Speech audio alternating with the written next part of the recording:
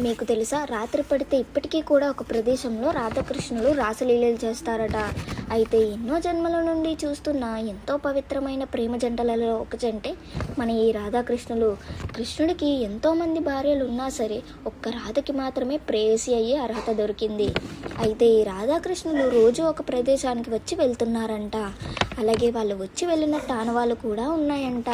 అసలు రాధాకృష్ణులు ఆ ప్రదేశానికి ఎందుకు వస్తున్నట్టు, ఆ ప్రదేశంలో అసలు ఏం జరుగుతుంది, అక్కడ ఉండే ఆనవాళ్ళు ఏంటి, అలాగే అక్కడ జరిగే అద్భుతాలు ఏంటి, అలాగే వాళ్ళు వచ్చి వెళ్ళిన తర్వాత ఏం జరుగుతుంది, ఇలాంటి మరెన్నో ప్రశ్నలకి సమాధానాలు ఎంతో క్లియర్గా ఈ వీడియోలో మీకు అర్థమయ్యే రీతిలో తెలియజేస్తాను.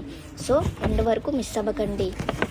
ఇలాంటి మరెన్నో వీడియోలు మీ కొరకు తెచ్చేందుకు జస్ట్ లైక్ చేసి సబ్స్క్రైబ్ చేసుకోండి. లేట్ చేయకుండా విషయంలోకి వచ్చేద్దాం. అసలు రాధాకృష్ణుడు అక్కడికి ఎందుకు వస్తున్నారు అని తెలియటానికి ముందు బృందావనం ఎంత గొప్పదో చూద్దాం.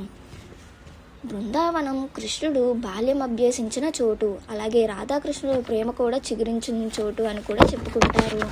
బృందావనంలో ఉండే ఎంతో పవిత్రమైన అడవిలలో ఒక అడవే ఈ నిధివనం. నిధివనంలో రోజు కృష్ణుడు వచ్చి వెళ్తున్నాడట. ఇది ఇలా జరుగుతుండగా పూర్వ గ్రంథాల ప్రకారం కృష్ణుడు రోజు రాత్రి చంద్రకాంతి వేళల్లో అక్కడికి వచ్చి ఎంతో మధురమైన తన వేణుగానమును వాయిస్తాడంట.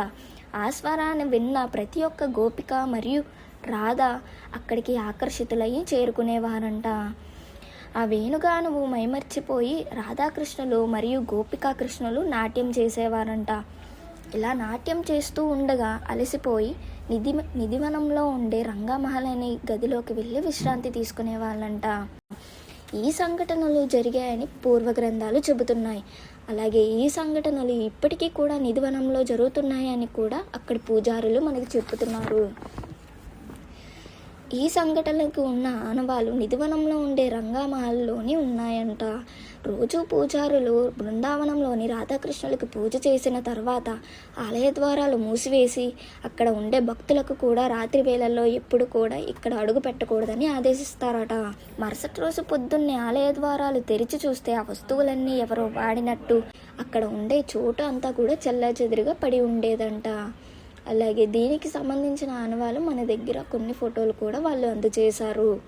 నిధివనంలో ఉండే చెట్లు కూడా గోపికాకృష్ణులు రాధాకృష్ణులు నాట్యం చేస్తుండగా మనకి ప్రదర్శిస్తాయి.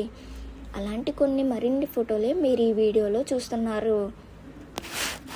అలాగే కృష్ణుడు కూడా ఒకరోజు చెప్పాడంట, మేము నాట్యం చేస్తుండగా నిధివనంలోకి ఎవరైనా వస్తే వాళ్ళని అక్కడే హతమారుస్తాడంట కృష్ణుడు.